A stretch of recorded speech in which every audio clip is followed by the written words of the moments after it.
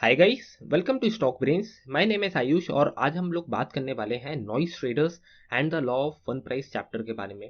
इस वीडियो में हम लोग समझेंगे कि लॉ ऑफ वन प्राइस क्या होता है। ये जो कंसेप्ट है लॉ ऑफ वन प्राइस का, ये क्या होता है, इसको हम लोग समझेंगे। इसके बाद दोस्तों हम लोग बात करेंगे फंजिबिलिटी की।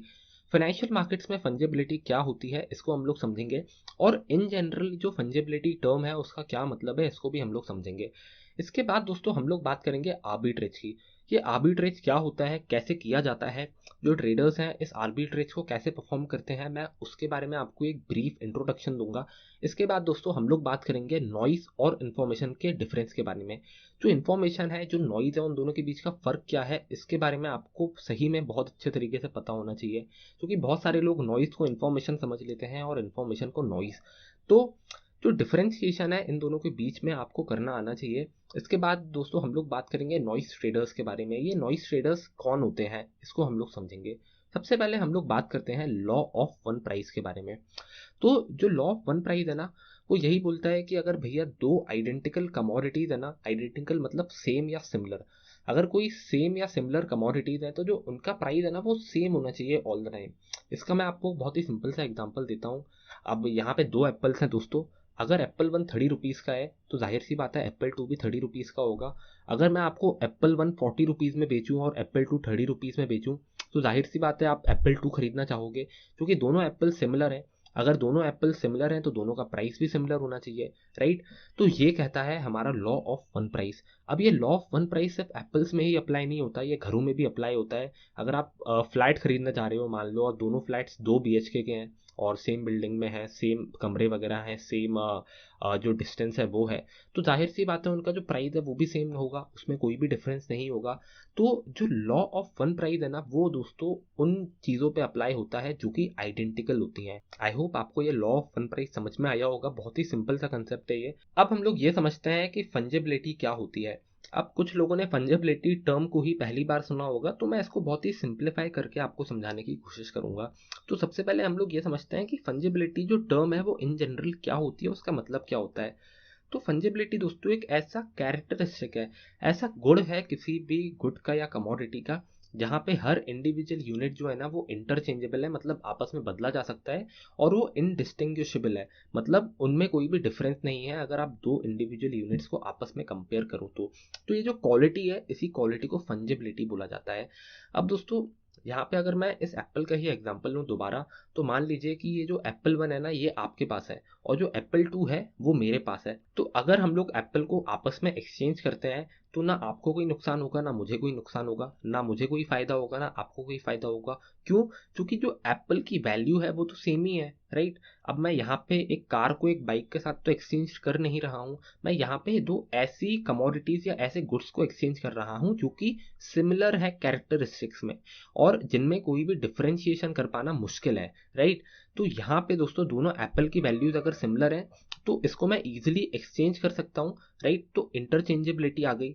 और यहाँ पे मैं इन दोनों एप्पल्स में कोई भी डिफरेंशिएशन नहीं बता सकता, तो ये इनडिस्टिंक्शेबल है, राइट। तो यही दो कैरेक्टरिस्टिक्स है फंजिबिलिटी के, जो कि मीट होते हैं जब भी, तो हम ऐसा मानते हैं कि भैया फंजिबिलिटी है वहां पे। अब ये जो फंजिबिलिटी का कंसेप्ट है ये एप्पल्स में ही अप्लाई नहीं होता, ये फंजिबिलिटी का कंसेप्ट आपके नोट्स में भी अप्लाई हो सकता है। अगर मेरे पास एक 500 रुपए का नोट है और आपके पास एक 500 रुपए का नोट है, तो उन दोनों 500 रुपए के नोट की वैल्यू सेम ही होगी, डिफरेंस नहीं होगा उनमें, राइट। क्योंकि वो जो नोट्स है वो इंटरचेंजेबल है और उनमें कोई भी फर्क नहीं किया जा सकता। तो आई होप आपको ये फंजिबिलिटी टर्म का मतलब समझ में आया होगा। अभी मैंने आपको इन जनरल मीनिंग बताया, फंजिबिलिटी का इन जनरल मीनिंग क्या होता है हमारी जनरल लाइफ में। अब दोस्तों हम लोग फाइनेंशियल मार्केट्स पे चलते हैं और फाइनेंशियल मार्केट्स के पॉइंट ऑफ व्यू से उसका मतलब समझने की हम लोग कोशिश करते हैं। तो दोस्तों जो फंजिबिलिटी का कंसेप्ट है ना, ये स्टॉक मार्केट में इस तरीके से अप्लाई होता है कि भैया अगर आपके पास कोई एक शेयर है किसी XYZ कंपनी का, मान लीजिए मेरे पास टाटा पावर का एक शेयर रखा हुआ है, तो जो शेयर मेरे पास है और जो शेयर किसी और शेयर होल्डर के पास है, उन दोनों के बीच में कोई भी फर्क नहीं है, राइट। तो यहाँ पे जो फंजिबिलिटी है ना, इसकी वजह से जो एक्सचेंज है वो बहुत ही ईजिली हो सकता है। अगर मेरे पास 10 शेयर रखे हैं टाटा पावर के और आपके पास भी 10 शेयर रखे हैं, तो उन दोनों की वैल्यू सेम होगी, उसमें कोई भी फर्क नहीं होगा, राइट। तो ये जो फंजेबिलिटी है ना, ये हमें अलाउ करती है ट्रांजैक्शन करने में। अब जो नोट्स हैं उनमें फंजेबिलिटी होती है, इसलिए हम लोग ट्रांजैक्शन कर लेते हैं आसानी से। नोट्स के साथ साथ स्टॉक्स में भी फंजेबिलिटी होती है, इसलिए वहां पे भी जो ट्रांसफर है ना वो कर पाना ईजी होता है, राइट। लेकिन अब दोस्तों हम लोग बात करते हैं नॉन फंजेबल चीज की। अब यहाँ पे दोस्तों मैंने लिखा है टॉप प्लेयर और यहाँ पे लिखा है नॉर्मल प्लेयर। अब मान लीजिए ये जो टॉप प्लेयर है इसका नाम है विराट कोहली, राइट। और ये विराट कोहली नाम का प्लेयर आपकी टीम में है। और ये जो दूसरा प्लेयर है ये ऐसे ही नॉर्मल सा प्लेयर है, जिसको ज़्यादा एक्सपीरियंस नहीं है, खेलता भी अच्छा नहीं है। तो क्या आप इन दोनों प्लेयर्स को आपस में एक्सचेंज करना चाहोगे? अगर आपके पास विराट कोहली जैसा प्लेयर है आपकी टीम में, तो क्या आप उसको दूसरी टीम में देना चाहोगे? नहीं ना। तो यहाँ पे जो प्लेयर्स हैं वहां पे कोई भी फंजेबिलिटी नहीं है, राइट। क्योंकि एक प्लेयर को आप दूसरे प्लेयर से कंपेयर नहीं कर सकते। आप विराट कोहली जैसे प्लेयर को कोई रणजी लेवल वाले प्लेयर से कंपेयर नहीं कर सकते। तो यहाँ पे फंजेबिलिटी नहीं है, इसी वजह से जो ट्रांजैक्शन है ना वो फ्रीली नहीं हो सकता और इंटरचेंजेबिलिटी यहाँ पे नहीं है, राइट। तो आई होप आपको ये फंजेबिलिटी का कंसेप्ट समझ में आया होगा और आपको ये भी समझ में आया होगा कि ये फंजेबिलिटी क्यों ज़रूरी है हमारे स्टॉक मार्केट्स के अंदर। अगर फंजेबिलिटी नहीं होगी तो फिर हम लोग ट्रांसफर नहीं कर पाएंगे चीज़ों को, राइट। तो ये कुछ और कैरेक्टरिस्टिक्स हैं या प्रॉपर्टीज़ हैं फंजेबिलिटी की। अभी मैंने आपको फंजेबिलिटी के दो कैरेक्टरिस्टिक्स बताए थे, पहला था इंटरचेंजेबल और दूसरा था इंडिस्टिंक्शेबल।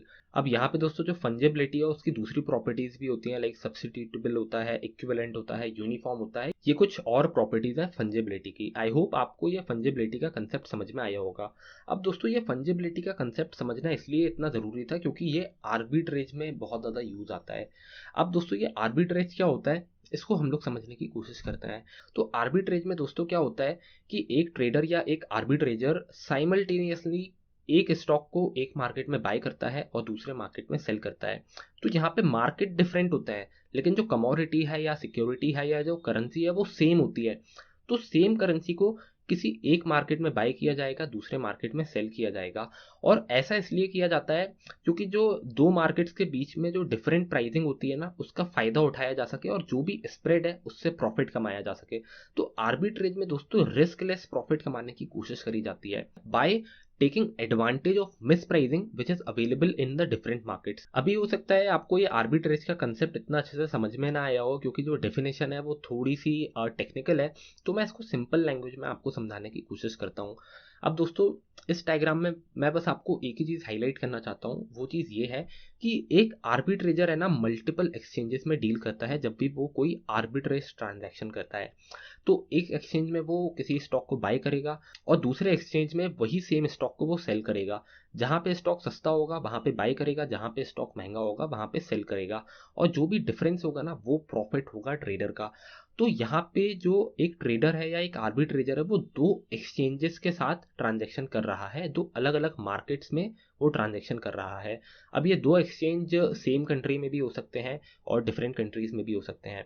मान लीजिए मैं एनएससी पे बाय कर रहा हूँ और बीएससी पे सेल कर रहा हूँ। तो यहाँ पे एनएससी और बीएससी दोनों इंडिया के हैं, राइट। तो मैं इंडियन एक्सचेंज में भी ये जो आर्बिट्रेज वाली चीज़ है ना ये मैं कर सकता हूँ और फॉरेन जो एक्सचेंजेस हैं वहाँ पे तो मैं ये चीज़ कर ही सकता हूँ। तो अभी हम लोग आर्बिट्रेज को एक बहुत ही सिंपल से एग्जांपल से समझने की कोशिश करते हैं। यहाँ पे दोस्तों इन्फोसिस लिमिटेड का जो शेयर प्राइस है अभी करंट का वो 1500 रुपये के आसपास है, राइट। और यहाँ पे जो इन्फोसिस का स्टॉक है ना वो इंडिया के एनएससी स्टॉक एक्सचेंज पे लिस्टेड है। लेकिन यहाँ पे इंडियन स्टॉक एक्सचेंज के अलावा जो अमेरिका का यूएस का जो स्टॉक एक्सचेंज है एनवाईएसई, वहाँ पे भी इन्फोसिस का स्टॉक लिस्टेड है। वहाँ पे जो इन्फोसिस का स्टॉक है उसका नाम है इन्फोसिस लिमिटेड एडीआर। एडीआर का मतलब है अमेरिकन डिपॉजिटरी रिसिट, राइट। तो यहाँ पे जो इन्फोसिस का स्टॉक है उसका प्राइस डॉलर्स में है, $19.53 है प्राइस। और जो इंडिया का मार्केट है वहाँ पे आईएनआर में प्राइस है वो 1501 रुपये 90 पैसे है, राइट। तो अगर मैं इस 19.53 यूएस डॉलर को कन्वर्ट करता हूँ आईएनआर में, तो जो वैल्यू है मेरी वो निकल के आएगी 1543.98। यहाँ पे दोस्तों जो मेरा एक्सचेंज रेट है वो 79.06 इंडियन रुपीज़ है और 79.06 Indian rupees is equal to $1। तो यहाँ पे मैंने 19.53 यूएस डॉलर की इंडियन रुपीज़ में वैल्यू निकालने की कोशिश करी तो वो इतनी आई 1543.98। मतलब अगर आप अमेरिका में खरीदोगे ना इन्फोसिस का स्टॉक तो आपको उसकी वैल्यू इतनी पे करनी पड़ेगी, 1543 रुपीज़ आपको पे करने पड़ेंगे अगर आपको ये यूएस से खरीदना है तो। लेकिन अगर आप इंडिया में खरीद लोगे ना इस स्टॉक को तो आपको सिर्फ 1501 रुपये देने पड़ेंगे, और अगर आपको यहाँ पे यूएस में खरीदना है तो आपको 1543 रुपीज़ देने पड़ेंगे। तो इंडिया में सस्ता मिल रहा है और यूएस में महंगा मिल रहा है। तो यहाँ पे दोस्तों एक आर्बिट्रेज अपॉर्चुनिटी क्रिएट हो गई है। अगर मैं इन्फोसिस के स्टॉक को इंडिया में बाय कर लूँ तो मेरे को सस्ते में मिल जाएगा, और अगर मैं यूएस में सेल कर दूं तो मैं महंगे पे अपना स्टॉक बेच दूंगा, राइट। तो एज अ ट्रेडर हम लोग यही तो करने की कोशिश करते हैं, हम लोग सस्ते में खरीदते हैं और महंगे में बेचते हैं।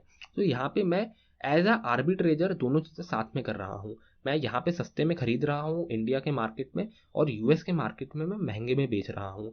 तो जो इन दोनों के बीच का डिफरेंस है ना दोस्तों, वो मेरा प्रॉफिट है। अभी जो यूएस का जो प्राइस है, यूएस के इन्फोसिस का प्राइस है वो 1543 रुपीज़ है, राइट। और इंडिया में मेरे को 1501 में यही सेम स्टॉक मिल रहा है। तो इन दोनों के बीच का जो स्प्रेड है वो 40 to 42 रुपीज़ के आसपास है। इतना मेरा प्रॉफिट हो जाएगा, राइट। और ऐसे मैं आर्बिट्रेज अपॉर्चुनिटी क्रिएट करके रिस्क लेस प्रॉफिट कमा सकता हूँ, क्योंकि यहाँ पे मेरा कुछ भी रिस्क नहीं है। और जो दोनों स्टॉक्स हैं उनमें फंजेबिलिटी है, मतलब जो इन्फोसिस का स्टॉक आपको इंडिया में मिल रहा है और जो यूएस में मिल रहा है उनमें कोई भी डिफरेंस नहीं है, फंजेबल है दोनों चीज़ें।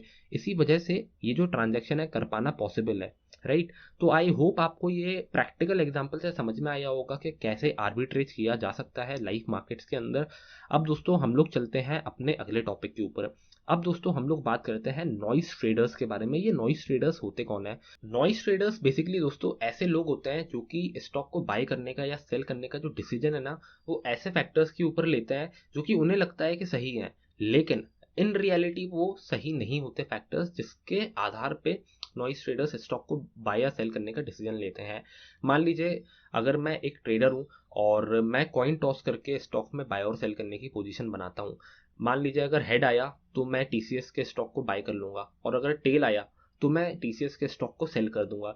अगर मेरा जो लॉजिक है वो इस तरीके से काम कर रहा है, अगर मैं इस फैक्टर को यूज करके किसी स्टॉक को बाय या सेल कर रहा हूं, तो ये बेसिकली एक रैंडम चॉइस है, एक इलॉजिकल डिसीजन है, क्योंकि लॉजिक वाइज मुझे ऐसा नहीं करना चाहिए। लॉजिक वाइज मुझे कॉइन को टॉस करके किसी भी स्टॉक को बाय या सेल नहीं करना चाहिए। लेकिन कुछ लोग ऐसा करते हैं, कुछ लोग न्यूज़ पढ़ के स्टॉक में बाय और सेल की पोजीशन बना लेते हैं। कुछ लोग ये चीज़ समझ नहीं पाते कि कंपनी कैसा कर रही है बिजनेस, कंपनी का बिजनेस मॉडल क्या है, चार्ट्स वगैरह क्या है। कुछ लोग नहीं देखते ये सारी चीज़ें, वो बस अपने मन के हिसाब से स्टॉक को बाय या सेल कर देते हैं, राइट। तो ऐसे ही ट्रेडर्स को हम लोग बोलते हैं नॉइस ट्रेडर्स, क्योंकि वो लोग रैशनल नहीं होते, वो लोग नॉलेजेबल नहीं होते। अगर आप एक इन्वेस्टर हो और अगर आप एक किसी स्टॉक में पोजीशन बनाते हो, तो जाहिर सी बात है आपको अच्छा नॉलेज होना चाहिए उस स्टॉक के बारे में। आपको ये पता होना चाहिए कि कंपनी क्या करती है, कंपनी का वैल्यूएशन कैसा है। अगर आपको ये सारी चीज़ें नहीं पता और आप बस ऐसे ही अपना पैसा डाल दोगे, तो आपको नॉलेजेबल ट्रेडर या इन्वेस्टर नहीं बोला जाएगा। वहीं पे अगर आप एक ट्रेडर हो तो आपको ये पता होना चाहिए कि चार्ट कैसे पढ़ा जाता है। अगर आपको चार्ट पढ़ना नहीं आता और आप ऐसे ही शॉर्ट टर्म ट्रेडिंग कर रहे हो, तो आपको एक रैशनल और एक नॉलेजेबल ट्रेडर नहीं बोला जाएगा दोस्तों। और जो ट्रेडर्स रैशनल नहीं होते, जो लोग नॉलेज का यूज नहीं करते हैं और बस ऐसे ही स्टॉक को बाय और सेल कर देते हैं, उनको हम लोग बोलते हैं नॉइस ट्रेडर्स। आई होप आपको ये नॉइस ट्रेडर्स का कंसेप्ट समझ में आया होगा, which is very very simple. अब दोस्तों जो नॉइस ट्रेडर्स का एजेंडा है हमें उसको भी समझना चाहिए, क्योंकि ये जो नॉइस ट्रेडर का एजेंडा है ना, ये बेसिकली ईएमएच को कॉन्ट्राडिक्ट करता है, राइट। क्योंकि लोग है ना बहुत ही सिली रीजंस की वजह से स्टॉक को बाय और सेल करते हैं, राइट। और ये बेसिकली कॉन्ट्राडिक्ट करता है ईएमएच को, क्योंकि ईएमएच ऐसा बोलती है कि जितने भी इन्वेस्टर्स हैं ना मार्केट के अंदर, वो सारे के सारे रैशनल हैं, उनके पास पूरी की पूरी इन्फॉर्मेशन है।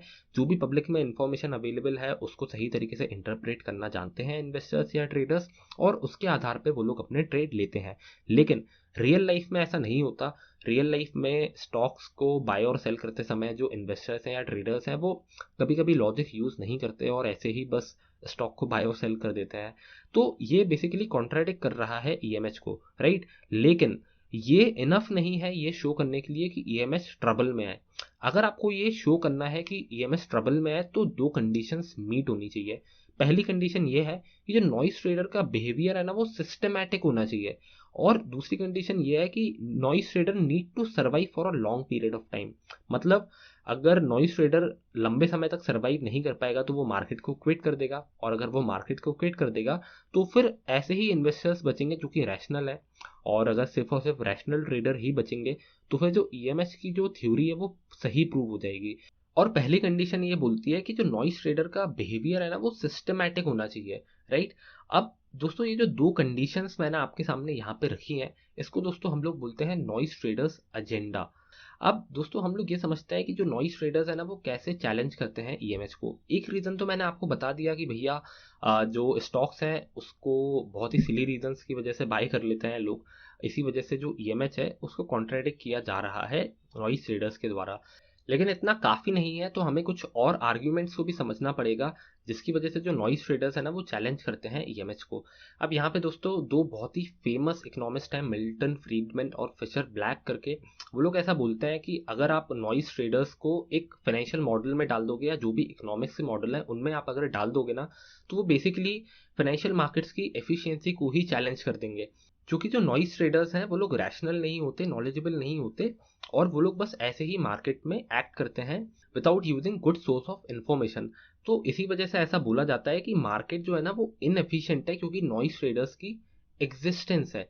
इसी वजह से दोस्तों जो ईएमएच है ना वो चैलेंज होती है क्योंकि जो नॉइस ट्रेडर्स है ना वो मार्केट में इनएफिशिएंसी को लाते हैं। तो आई होप आपको नॉइस ट्रेडर का जो कंसेप्ट है वो समझ में आया होगा सही तरीके से। Thank you for watching this video. अगर कोई सवाल है आपका तो प्लीज़ कमेंट करें नीचे। मैं कमेंट सेक्शन में आपके सवाल के जवाब देने की पूरी कोशिश करूंगा।